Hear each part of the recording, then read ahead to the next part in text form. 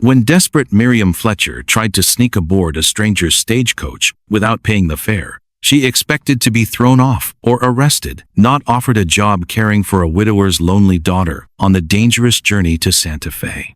But as bandits close in and bullets fly across the Kansas prairie, will this arrangement of convenience become something neither of them dared to pray for?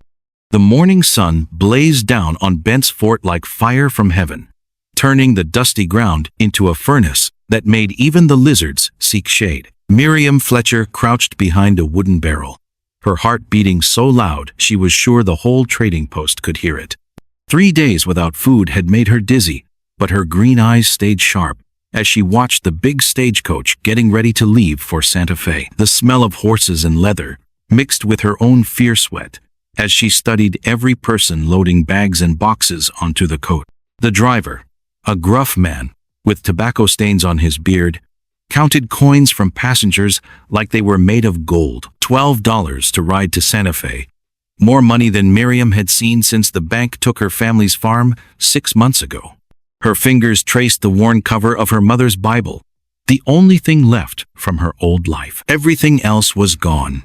The house where she'd been born, the fields her father had worked until his heart gave out, even the wedding dress her mother had sewn by hand. The men in black suits had taken it all, leaving her with nothing but debt and shame. "Last call for Santa Fe!" the driver shouted, making Miriam jump. She took a deep breath and crept toward the back of the coach where luggage was piled high. If she could just squeeze in between the bags and boxes, maybe no one would notice until they were too far out to turn back. The plan was simple: hide until nightfall, then offer to work for her passage. What could go wrong? Everything, as it turned out. "Ma'am, you can't be back there." The voice was gentle but firm, making Miriam freeze like a rabbit caught in lantern light. She turned slowly, expecting to see an angry face, ready to call for the sheriff. Instead, she found herself looking at a man in his 30s, with kind brown eyes and silver threading through his dark hair. He wore a simple black suit that had seen better days, and his hands were rough from hard work. Something about him reminded Miriam of her father. The same quiet strength, the same way of looking at a person like they mattered. "I was just." Miriam started, then stopped. What was the point of lying when she'd been caught red-handed? The man stepped closer, and she could see tiny wood shavings on his sleeves. "James Callahan," he said, touching the brim of his hat politely. "And you look like someone who needs help." Miriam's cheeks turned red with shame. "Miriam Fletcher. And I suppose you'll tell the driver I'm trying to steal a ride." But James surprised her by shaking his head. "How long since you've had a proper meal?" The question hit her like a punch to the stomach. When was the last time she'd eaten? Yesterday? The day before? Time blurred together when you were hungry and scared. "That's not your business," she said, trying to sound proud, even though her voice shook. James reached into his coat and pulled out a small leather bag that clinked with coins. $12 for passage to Santa Fe. I happen to need someone to help me with my daughter during the trip. Miriam stared at the money like it was a snake that might bite her. "I don't take charity." "Good," James said with the first real smile she'd seen in months. "Because I'm not offering charity.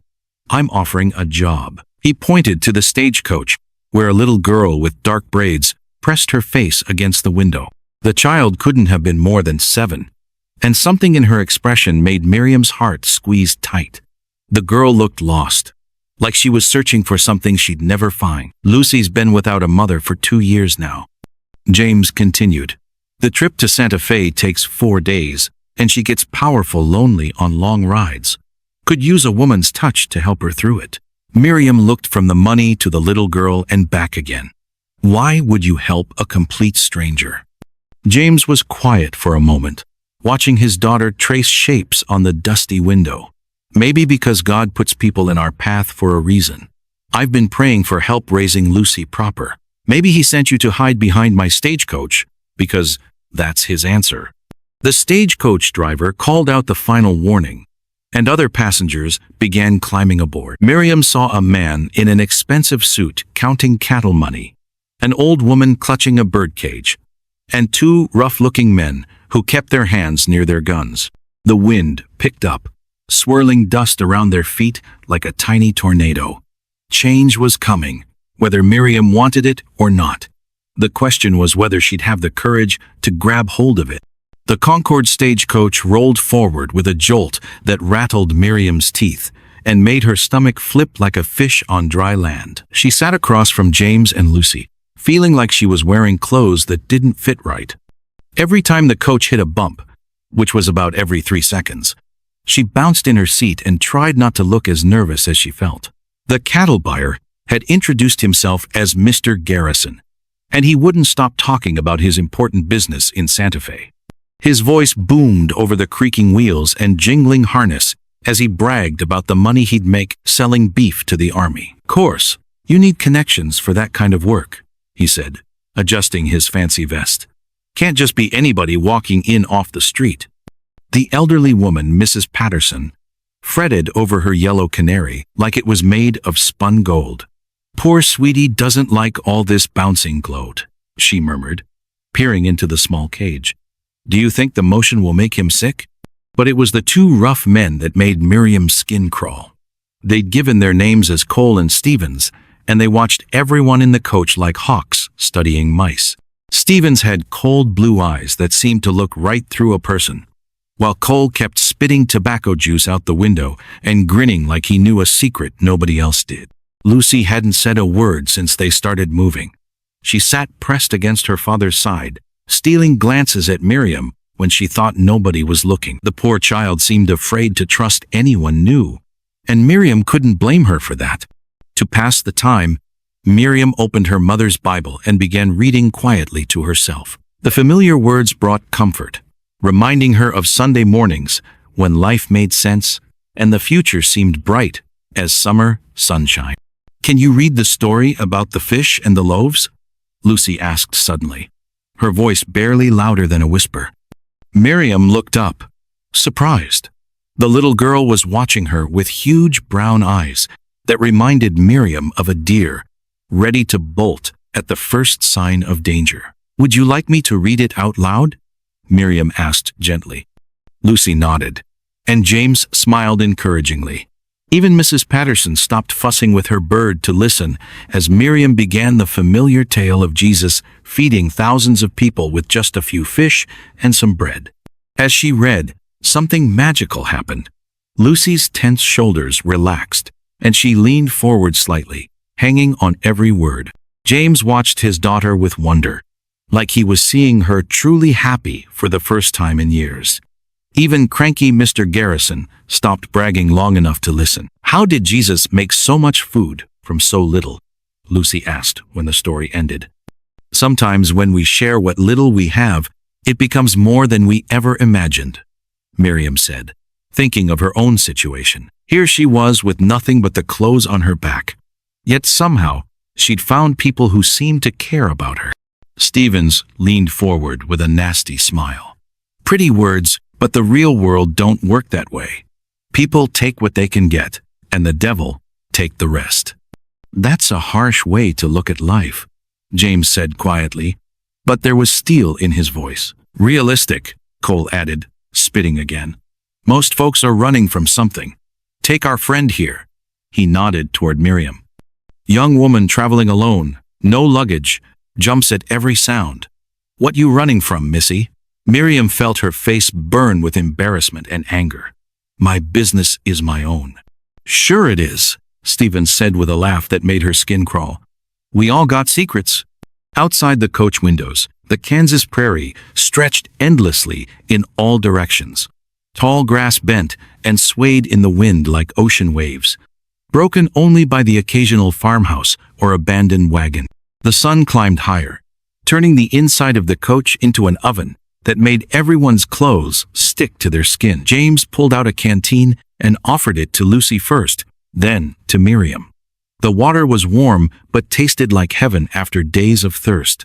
As Miriam drank, she caught Stevens watching her with those cold eyes, and something about his stare made her shiver despite the heat. "Storm clouds building to the west," the driver called down from his perch above them.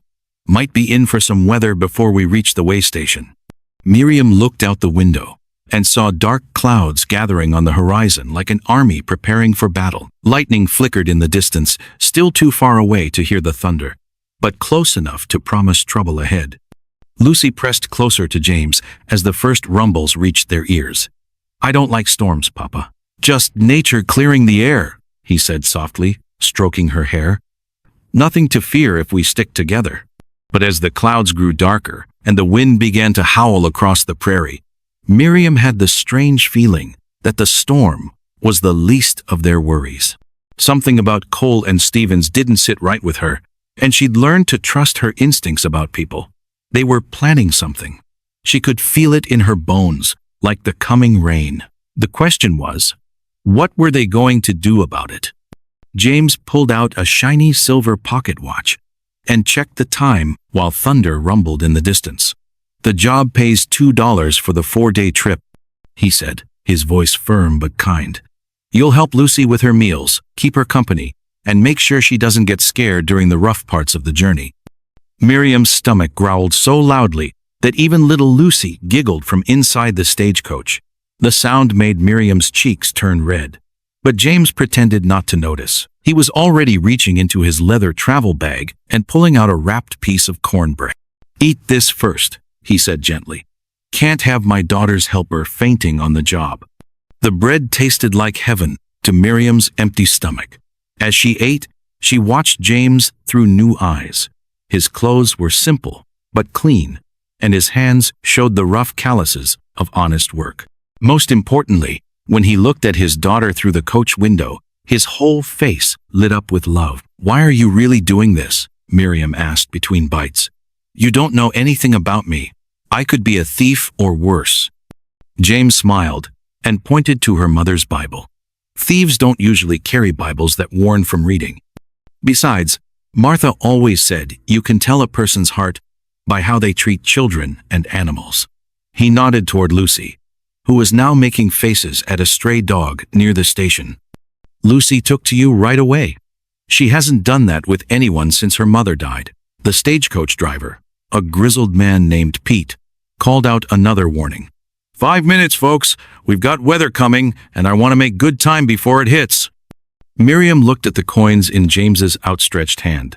$2 was more money than she'd seen in weeks. More than that, it was a chance to be useful again, to matter to someone. But accepting help felt like admitting defeat. "I have one condition," she said, surprising herself with her boldness. James raised an eyebrow. "What's that?" "If I do good work, you pay me fair. If I don't, you leave me at the next station with no hard feelings." She stuck out her hand. "Deal?" James shook her hand firmly. "Deal. But I have a condition too." "What?" "You call me James, not Mr. Callahan. We're going to be traveling together for 4 days. Might as well be friendly about it." As Miriam climbed into the stagecoach, she felt something she hadn't experienced in months. Hope. Lucy scooted over to make room, and Miriam found herself sitting next to a window for the first time in her life when riding in a coach. The other passengers were already settled in. Mr. Garrison, the cattle buyer, wore expensive boots and kept checking a gold watch. Mrs. Patterson held her canary cage on her lap and hummed softly to the little yellow bird inside. The 2 men who'd introduced themselves as Cole and Stevens sat quietly in the corner, but Miriam noticed they kept looking around like they were memorizing everything. "Miss Miriam," Lucy whispered, "do you have any children?" The question hit Miriam like a punch to the stomach. She'd always dreamed of having children someday, but first her father had gotten sick, then the farm had failed, and now— "No, sweetheart, but I had a little sister once. She would have been about your age. What happened to her?" James caught Miriam's eye and shook his head slightly, warning her that Lucy didn't need to hear about death and sadness. She went to live with relatives far away," Miriam said instead. It wasn't entirely a lie. Her sister was buried in the family plot back in Kansas, which was as far away as anywhere now. The coach lurched forward with a jolt that made Mrs. Patterson's canary squawk. Lucy grabbed Miriam's arm instinctively, and Miriam felt a warm flutter in her chest. When was the last time someone had reached for her for comfort? "Are you scared of storms?" Lucy asked, as lightning flashed in the distance. "Sometimes," Miriam admitted. "But being scared isn't the same as being weak. Brave people get scared too. They just don't let the fear stop them from doing what needs doing." James listened to this exchange with growing amazement. Martha had always said the same thing about courage. How could this stranger understand his daughter so well after knowing her for less than an hour? Outside, the Kansas prairie stretched endlessly in all directions. Miriam had lived here all her life, but she'd never seen it from this angle, rolling past the window like a golden ocean. For the first time, the wide open spaces didn't make her feel trapped. Instead, they felt like possibilities. Cole leaned forward suddenly. "You folks hear about the Indian troubles north of here?" he asked with a sly grin. Stevens nodded seriously. "Heard tell of war parties raiding settlements. Dangerous country we're heading into." Mrs. Patterson clutched her birdcage tighter. "Oh my, perhaps we should turn back?" "Nonsense," Mr. Garrison blustered. "I've been traveling these routes for years. A few savages won't stop progress." Miriam noticed that James's jaw tightened at the casual cruelty in Garrison's words. She was beginning to understand that her new employer was a man who chose his words carefully and treated all people with respect. "The Army has patrols all along this route," James said calmly. "We'll be fine if we stick to the main trail and don't go looking for trouble." But as he spoke, Cole and Stevens exchanged a quick look that made Miriam's skin crawl. Something about these men felt wrong, though she couldn't put her finger on what it was. Lucy yawned and rested her head against Miriam's shoulder. The simple gesture made Miriam's heart skip. She'd been alone for so long that she'd forgotten how good it felt to be needed. "Tell me about Santa Fe," Miriam said to James. "What's it like?"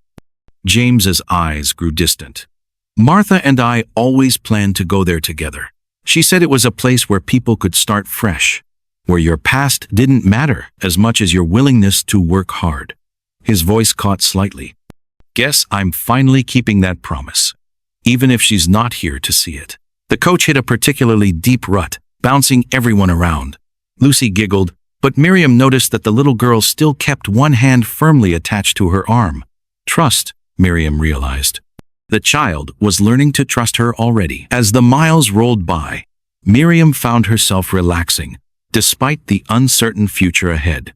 For the first time in months, she wasn't alone. She had a job to do, people who needed her, and a destination that promised something better than the life she was leaving behind. But in the back of her mind, she couldn't shake the feeling that Cole and Stevens were planning something.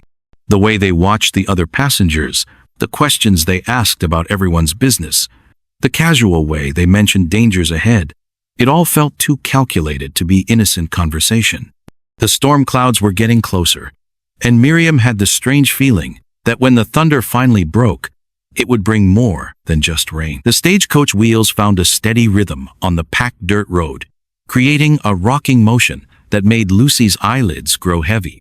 Miriam gently stroked the child's hair as she dozed, amazed at how natural the gesture felt.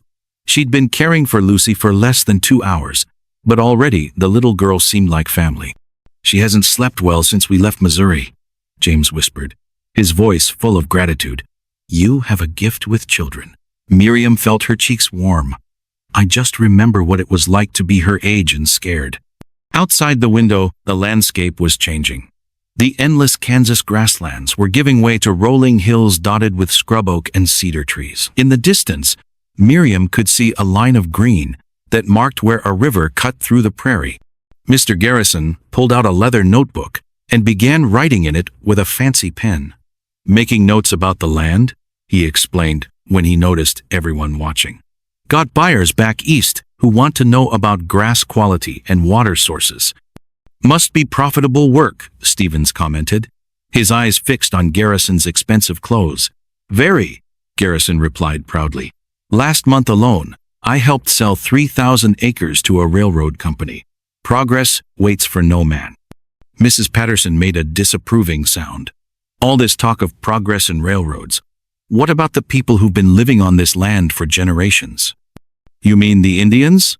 Cole asked with a cold smile. They'll learn to adapt or get out of the way. That's how civilization works. James's face darkened. Those Indians are human beings with families and children, just like us. They deserve respect, not threats. An uncomfortable silence filled the coach. Miriam could feel the tension building between the passengers, like pressure before a storm. She glanced down at Lucy, grateful the child was sleeping through this ugly conversation. To break the mood, Miriam opened her mother's Bible and began reading quietly to herself. The familiar words brought comfort, reminding her of Sunday mornings when her family had been whole and happy. "That's a beautiful book," Mrs. Patterson said kindly. "Looks well loved." "It was my mother's," Miriam explained. "She read from it every night before bed. Even when times were hard, she said the words gave her strength." "What happened to her?" Lucy asked sleepily. Apparently, not as asleep as everyone thought. Miriam hesitated. How do you explain death to a 7-year-old? "She got very sick one winter. But before she died, she made me promise to keep reading her favorite verses." Lucy sat up straighter. "My mama got sick too. Papa says she's watching over us from heaven now." James reached over and squeezed his daughter's hand. "That's right, sweetheart. And I bet Miss Miriam's mama is watching over her too." The simple words hit Miriam harder than she expected. Tears sprang to her eyes, and she had to look out the window to compose herself. It had been so long since anyone had offered her comfort about her losses. "Look!" Lucy suddenly pointed out the window. "A rabbit!" Sure enough, a cottontail was bounding alongside the coach, trying to keep up with the horses. Its silly hopping made Lucy giggle, and soon even Mrs. Patterson was smiling at the creature's antics. "Reminds me of my grandson," Mrs. Patterson said fondly. "Always bouncing around like he's got springs in his feet." "You have family in Santa Fe?" Miriam asked. "My daughter married a soldier stationed at Fort Marcy. Haven't seen little Bobby in 2 years." Mrs. Patterson's voice grew wistful. "This old bird and I are going to surprise them." She gestured to her canary, who responded by chirping a cheerful tune. Even in a cage, the little creature seemed happy, and Miriam found herself envying its simple contentment. The coach suddenly slowed, and Pete the driver called down from his perch. "Water stop ahead! Stretch your legs while the horses drink!" Through the window, Miriam could see a small way station nestled in a grove of cottonwood trees. A wooden water trough sat next to a well, and smoke drifted from the chimney of a tiny cabin. As they climbed out of the coach, Miriam was struck by how good it felt to stand up and move around. Lucy immediately ran to the water trough to splash her hands in the cool water, laughing as minnows darted away from her fingers. "Careful, Lucy," James called. "Don't fall in," but he was smiling as he said it. And Miriam could see how much he enjoyed watching his daughter be a carefree child again. The man clearly adored Lucy, but Miriam sensed he sometimes felt overwhelmed by the responsibility of raising her alone. An old man emerged from the cabin, wiping his hands on a dirty apron. "Welcome, travelers. Name's Jasper. Can I interest you folks in some fresh biscuits and coffee? Only 50 cents. Mrs. Patterson immediately headed for the cabin, chattering about how lovely it would be to sit at a real table again. Mr. Garrison followed, complaining about the primitive conditions, but clearly hungry enough not to care. Cole and Stevens hung back, studying the area with those calculating eyes again. Miriam noticed them paying particular attention to the surrounding hills and the narrow canyon that lay ahead on the trail. "Beautiful country," Stevens commented to Jasper. "You ever have trouble with bandits out here?" Jasper spat into the dust. "Not lately. Army patrol came through last week, cleaned out a gang that was bothering folks. Of course, there's always someone new looking to make easy money off travelers." The way Stevens smiled at this information made Miriam's stomach clench with worry. She was becoming more certain that these two men were planning something terrible. James appeared at her side, Lucy's hand in his. "You look troubled," he said quietly. Miriam glanced around to make sure they couldn't be overheard. Something's not right about those two men. The questions they ask, the way they watch everyone. James followed her gaze to where Cole and Stephen stood, talking in low voices near the horses. "I've had the same feeling. We'll keep our eyes open." Inside the cabin, Jasper's wife served them fresh biscuits with honey and butter. The simple meal tasted like a feast to Miriam, who couldn't remember the last time she'd eaten food this good. Lucy chattered happily about everything she'd seen from the coach window, and Mrs. Patterson shared stories about her grandson. For a brief moment, Miriam let herself imagine what it would be like to be part of a real family again, to have people who cared about her, who looked forward to seeing her at the end of each day. The thought was both wonderful and terrifying. "Miss Miriam," Lucy whispered, tugging on her sleeve, "are you going to stay with us in Santa Fe?" The innocent question caught Miriam off guard. She looked at James helplessly, unsure how to answer. The job was only for the journey. After that, she'd be on her own again in a strange city. "We'll see, sweetheart," James said gently, but his eyes never left Miriam's face. Sometimes good things happen when we're not expecting them. As they prepared to leave the way station, dark clouds began gathering on the western horizon. The wind picked up, carrying the scent of rain and the promise of a storm that could change everything. Pete checked his pocket watch and frowned. "We need to make good time if we want to reach shelter before this weather hits," he announced. But as they climbed back into the coach, Miriam couldn't shake the feeling that the approaching storm was the least of their worries. Cole and Stevens had been too interested in learning about the route ahead, too curious about who might be traveling with valuable cargo. As the stagecoach rolled deeper into the wild territory ahead, Miriam held Lucy close and prayed that her growing suspicions were wrong. But in her heart, she knew that before this journey ended, she would have to be braver than she'd ever been in her life. The thunder rumbled closer, and somewhere in those darkening clouds, danger was waiting. The sky turned black as midnight, even though it was only 3 in the afternoon. Miriam had never seen clouds move so fast across the prairie, like giant purple bruises spreading across the heavens.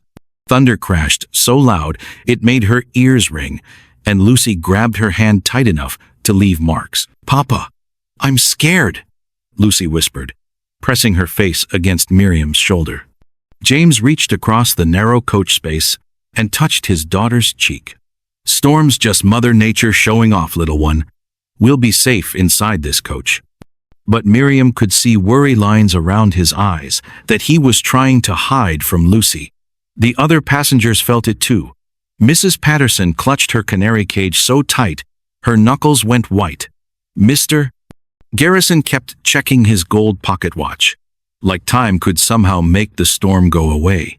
Even the 2 quiet men, Stevens and Cole, seemed jumpy.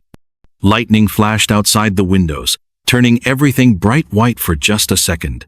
In that flash, Miriam saw something that made her stomach drop. Dark shapes moving through the tall grass alongside the road. Too many shapes to be animals. "Driver's slowing down," Stevens said, and there was something strange in his voice, almost like he was happy about it. The coach wheels crunched to a stop so sudden that everyone lurched forward. Outside, voices started shouting, but the wind was howling so loud Miriam couldn't make out the words. The driver's rifle went off with a sharp crack that cut through the storm noise. "What's happening?" Mrs. Patterson asked, her voice shaking. James moved to look out the window, but Stevens put a hand on his arm. "Might be better to stay put, friend. Could be trouble out there." Something about the way Stevens said it made Miriam's skin crawl. She looked at Cole and saw him watching her with eyes that reminded her of a cat watching a mouse. Both men had their hands resting near their gun belts, but not like they were worried about danger from outside. Lucy started crying quietly, the kind of tears that come when you're trying to be brave but can't help being scared. Miriam pulled the little girl closer and started humming a song her own mother used to sing during thunderstorms. The familiar melody seemed to calm Lucy a little. "Everyone stay calm," James said, but his voice was tight. "Whatever's happening, we'll get through it, together." Thunder crashed again, so close this time that the coach shook. In the silence that followed, Miriam heard something that made her blood turn cold. Men laughing outside in the rain, mean laughter that had nothing good behind it. Stevens stood up and stretched like he was getting ready for something. Well, looks like this is going to be interesting after all. The coach door flew open with a bang. Wind and rain rushed in, along with a man wearing a bandana over his face. He had a gun in his hand, and his eyes were hard as stones. "Everybody out, now!" Mrs. Patterson screamed and nearly dropped her birdcage. Mr. Garrison started sputtering about important business, but the masked man just waved his gun. "I said now!" James stood up slowly, keeping himself between the gunman and Lucy. "Easy there, friend. We'll do what you say. No need for anyone to get hurt." But as they started to climb out of the coach, Miriam noticed something that made her feel sick. Stevens and Cole weren't scared at all. In fact, Stevens was smiling. The rain hit them like cold needles as they stepped onto the muddy ground. There were 6 masked men on horseback surrounding the coach, all with guns drawn. The poor driver sat on his seat with his hands up, looking pale as a ghost. "Well, well," said the leader, a big man with scars on his hands. "Look what we caught in our little storm." Stevens walked over to the leader, like they were old friends meeting for coffee. "Told you this run would pay off, didn't I?" Miriam's heart sank as she finally understood. These 2 men had been planning this robbery all along. They'd ridden with them for hours, listening to their conversations, learning about them. The storm hadn't brought the bandits. Stevens and Cole had led them right here. "You said there'd be money," the leader growled at Stevens. "There is. Garrison, there's got a fat wallet, and the old lady's got jewelry hidden in that birdcage." Stevens pointed at each passenger like he was choosing items from a store shelf. The bandit leader studied them all with cold eyes. When his gaze landed on Miriam, she felt like a rabbit being watched by a wolf. "What about this one?" he asked. "Claims she's poor," Stevens said with a shrug. "But she's got that Bible there.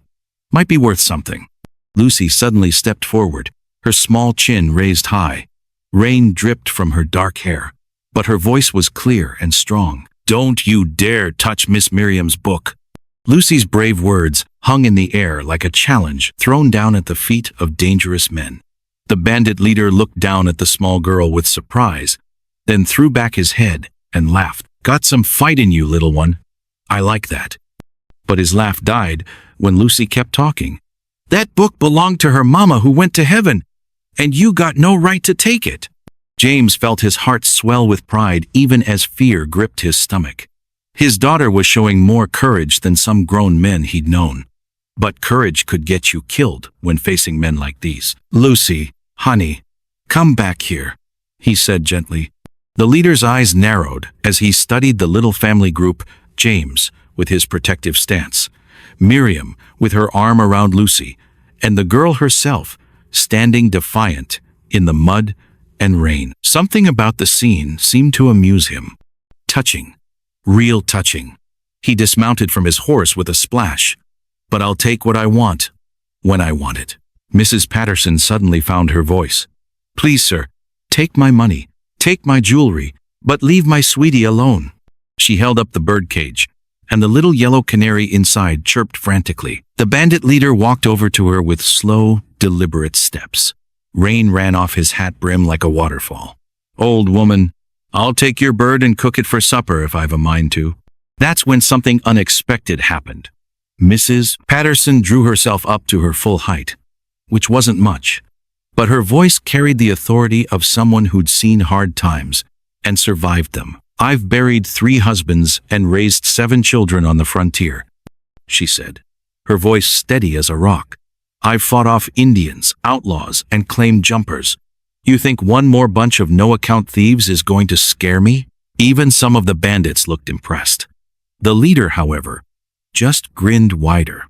"Feisty old bird. I like that too." He reached for the cage. Mrs. Patterson swung it at his head. The heavy cage caught him right across the temple with a solid thunk. The bandit leader stumbled backward, cursing and grabbing his head. Sweetie the canary squawked in alarm but seemed unhurt. "Get them!" the leader roared. Everything happened at once. James lunged forward to protect Lucy and Miriam. Garrison dove behind the stagecoach wheel. Stevens and Cole drew their guns, but they were pointing them at the passengers, not the bandits. Miriam saw the driver's rifle lying in the mud where he dropped it. Without thinking, she dove for it, just as one of the mounted bandits aimed his pistol at James. "Look out!" she screamed. Time seemed to slow down like thick honey. The bandit's gun flashed. James twisted away from the bullet, grabbing Lucy and rolling behind a wagon wheel. The shot went wide, splintering wood from the coach. Miriam's hands closed around the rifle stock. It was heavier than she'd expected and slippery with rain, but she'd helped her father hunt rabbits back home. She knew which end to point. Cole was advancing on James with his gun drawn, a mean smile on his face. "Should have minded your own business, Carpenter." Miriam didn't hesitate. She pulled the trigger. The rifle kicked like a mule, nearly knocking her backward. Cole spun around with a howl of pain, grabbing his shoulder where her shot had found its mark. His gun went flying into the mud. "The lady can shoot," one of the bandits yelled. But now they all turned toward her, 6 guns swinging in her direction. Miriam's heart hammered as she tried to reload, but her wet fingers fumbled with the cartridge. That's when Lucy did something that would stay in Miriam's memory forever. The little girl picked up a handful of prairie mud and flung it right into the face of the nearest bandit. He cursed and wiped at his eyes, his horse rearing up in confusion. "Get him, Miss Miriam," Lucy shouted. James was wrestling with Stevens now, the 2 men rolling in the muddy ground. The Carpenter K's strong hands were winning the fight, but slowly. Mrs. Patterson had somehow gotten hold of Cole's dropped pistol and was pointing it at anyone who came too close, though her hands shook badly. Thunder crashed overhead again, and in the lightning flash that followed, Miriam saw riders approaching through the rain. For a moment her heart sank, thinking it was more bandits. Then she heard the bugle call that meant cavalry. "Soldiers!" Garrison shouted from behind the wheel. "Help, over here!" The bandit leader looked around at his confused men, at Cole bleeding in the mud, at Stevens losing his fight with James, his scarred face twisted with rage. "This ain't over," he snarled, grabbing for his horse's reins. But Mrs. Patterson surprised everyone again. The elderly woman stepped forward and pointed Cole's gun right at the leader's chest. "Oh, yes, it is, young man. Yes, it certainly is." The bandit's hand cracked across Lucy's face like a whip, and the 7-year-old girl tumbled into the muddy ground with a cry that cut through the storm. In that split second, something wild and fierce awakened in Miriam Fletcher's chest, a mother's rage she never knew she possessed. "You monster!" Miriam screamed, launching herself at the scarred bandit leader with claws extended. Her fingernails raked across his cheek, drawing blood that mixed with the falling rain. The man cursed and swung his pistol toward her, but James was already moving. The carpenter's strong hands caught the bandit's wrist just as thunder exploded overhead. The 2 men crashed together, rolling in the mud as they fought for control of the weapon. Miriam scrambled toward Lucy, her heart pounding like a war drum. "Are you hurt, sweetheart?"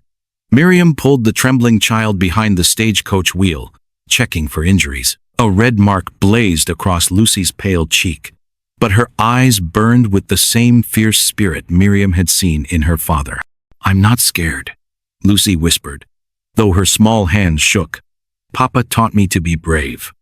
Around them, chaos erupted like a prairie wildfire. Mrs. Patterson surprised everyone by swinging her heavy bird cage at Stevens with the force of a woman half her age. The metal cage connected with his skull with a satisfying thunk, and the traitor staggered backward, blood streaming from his forehead.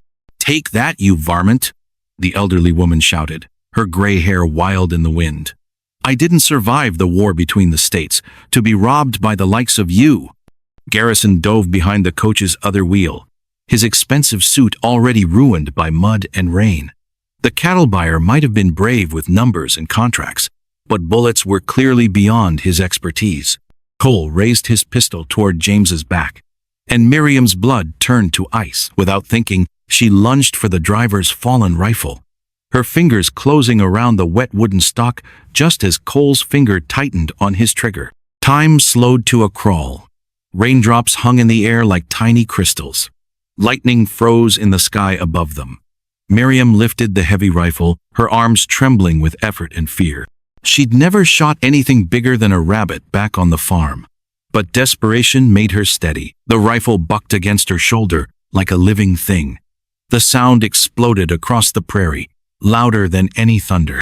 Cole spun sideways with a scream, clutching his wounded arm as his pistol flew into the tall grass. "Good shot, Miss Miriam," Lucy cheered, her fear forgotten in the excitement.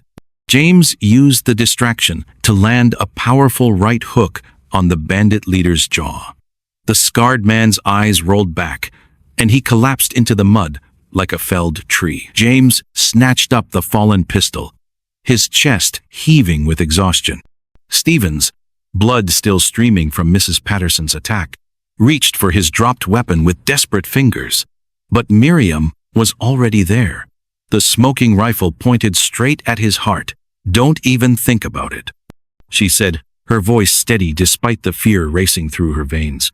"I've lost my parents, my home, and everything I ever owned. I won't lose this family too." The word family hung in the air between them, like a promise. James looked at her with wonder, seeing not the desperate woman who'd tried to sneak onto his stagecoach, but the fierce protector who'd just saved his life. Stevens raised his hand slowly, his face pale beneath the blood. "You don't understand, lady. There's more of us coming. This was just the beginning." "What do you mean?" James demanded, keeping his captured pistol trained on the groaning bandit leader. Before Stevens could answer, the sound of galloping horses echoed across the prairie. But these weren't more bandits. The blue uniforms of cavalry soldiers cut through the rain like a blessed vision. "U.S. Cavalry!" the patrol leader shouted as 6 mounted soldiers surrounded the scene. "Everyone stay where you are!" Sergeant Murphy, a grizzled veteran with kind eyes, quickly assessed the situation. "Looks like you folks handled yourselves pretty well," he said, dismounting to help secure the prisoners. "We've been tracking this gang for weeks." As the soldiers tied up the captured bandits, Murphy pulled James aside. "You might want to know there's a reward for these men. $500 for the leader, $200 each for his accomplices." James's eyes widened. $700 was more money than he'd see in 2 years of carpentry work. But his gaze immediately went to Miriam, who was kneeling beside Lucy, gently cleaning the mud from the girl's face with tender care. "There's something else," Murphy continued quietly. "Stevens was telling the truth about more men coming. This gang has been hitting stagecoaches all along the Santa Fe Trail. Word is, their boss is planning something big in Santa Fe itself." A chill ran down James's spine that had nothing to do with the cold rain. What kind of something big? Bank robbery? Maybe worse. The territorial governor's been asking for federal help. Murphy glanced toward Miriam and Lucy. "You might want to reconsider settling in Santa Fe right now." James watched as Miriam helped Lucy to her feet, both of them muddy but unbroken. In the space of one violent afternoon, this woman had become more precious to him than silver or gold. The thought of walking away from their new beginning, of letting fear decide their future, felt like the worst kind of defeat. "No," he said firmly. "Santa Fe is where we're going. It's where we belong." The storm was finally beginning to pass, and rays of golden sunlight broke through the dark clouds like arrows of hope. But James knew their real test was still waiting for them in the adobe streets of Santa Fe. 3 months later, the December morning sun painted the adobe walls of Santa Fe in shades of warm honey and rose. Miriam Callahan stood in the doorway of her husband's carpentry shop, watching snowflakes dance outside the windows like tiny white butterflies. The scent of pine shavings and beeswax filled the air, mixing with the aroma of fresh bread from the bakery next door. "The wood talks to you if you listen real careful," James was explaining to Lucy, his large hands guiding her small fingers along the smooth surface of a pine board. "Feel how it wants to curve here? That's the grain telling you which way it grew toward the sun." Lucy nodded seriously, her dark braids bouncing with the movement. At 8 years old now, she'd grown 2 inches and gained the confidence that comes from knowing you're truly loved. The ugly red mark from the bandit's slap had long since faded, but the memory had made her stronger. Miriam smiled as she watched them work together, her hand resting gently on the small swell beneath her blue cotton dress. The morning sickness had been fierce in the early weeks, but Dr. Martinez assured her it was perfectly normal for a woman expecting her first child. They hadn't told Lucy about the baby yet. Christmas was only 2 weeks away, and they planned to make it her special gift. "Mrs. Callahan?" Lucy looked up from her sanding. "Will you read to us while we work? Papa says it helps the wood grow smoother." Miriam laughed, a sound like silver bells in the quiet shop. "I think your papa is teasing you, sweetheart." "Maybe a little," James admitted with a grin that made Miriam's heart flutter just like it had on their wedding day 6 weeks ago. But voices do make the work go faster. The wedding had been simple but beautiful, held in the old chapel, with Father Miguel speaking the ancient words in both Spanish and English. Mrs. Patterson had served as Miriam's matron of honor, wearing her best purple dress and carrying Sweetie's cage, decorated with white ribbons. The elderly woman had decided to stay in Santa Fe permanently, claiming the mountain air agreed with both her and her beloved canary. Miriam opened her mother's worn leather Bible to the Book of Psalms.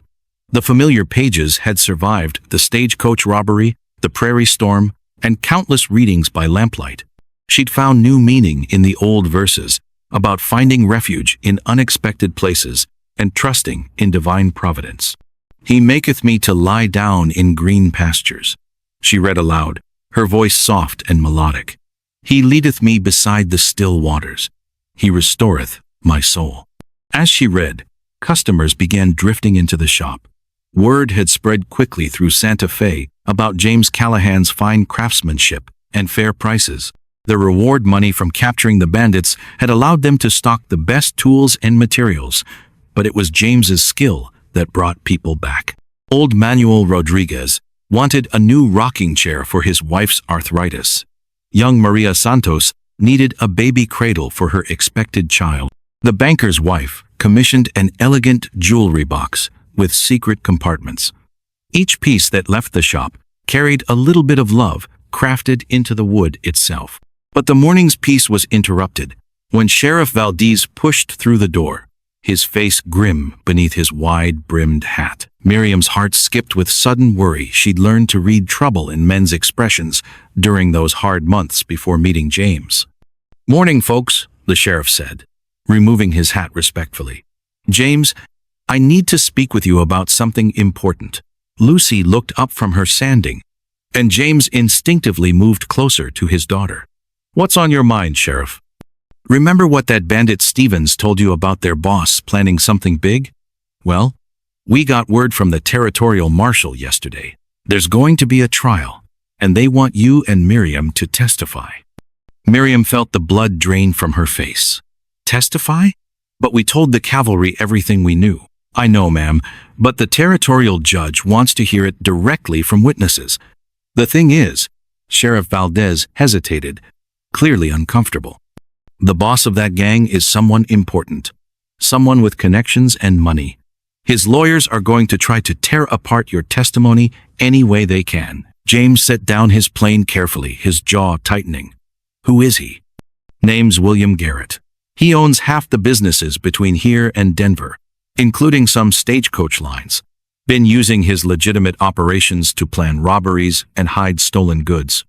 You catching his men red-handed was the first real evidence we've had against him." The implications hit Miriam like a physical blow. A man with that much power and money could make their lives very difficult if he wanted revenge. "What does this mean for us?" "It means you're heroes," Sheriff Valdez said firmly. "But it also means you need to be careful until this trial is over. Garrett's got friends in high places, and some of them don't much care about justice." Lucy had stopped sanding entirely, her young face serious as she listened to the adult conversation. "Are the bad men coming back, Papa?" James knelt beside his daughter, taking her small hands in his. "No, sweetheart. Sheriff Valdez and all his deputies are going to make sure we stay safe. And if anyone tries to bother us, they'll have to deal with your mama first." Despite her fear, Miriam smiled at that. The shy, desperate woman who'd tried to sneak onto the stagecoach seemed like a stranger now. That woman had been running from life. Miriam Callahan was ready to fight for it. "When is the trial?" she asked. "Next month, right after the new year. Judge wants to get it settled before spring." Sheriff Valdez put his hat back on. "In the meantime, I'll have my men keep an eye on your place. And James, that rifle of yours might want to stay close to hand." After the sheriff left, the shop felt different, somehow smaller and more precious. Miriam looked around at the orderly shelves, the half-finished projects, the simple happiness they'd built together. She thought about the child growing inside her, about Lucy's bright future, about the man who'd offered his hand to a desperate stranger and changed both their lives forever. "Are you worried?" James asked quietly, moving to stand beside her. Miriam considered the question seriously. 3 months ago, she would have been terrified. But that woman had been alone, with nothing left to lose. This woman had everything worth fighting for. "No," she said finally, surprising herself with the truth of it. "I'm not worried anymore." Outside, the December wind carried the scent of pinon smoke and the promise of snow.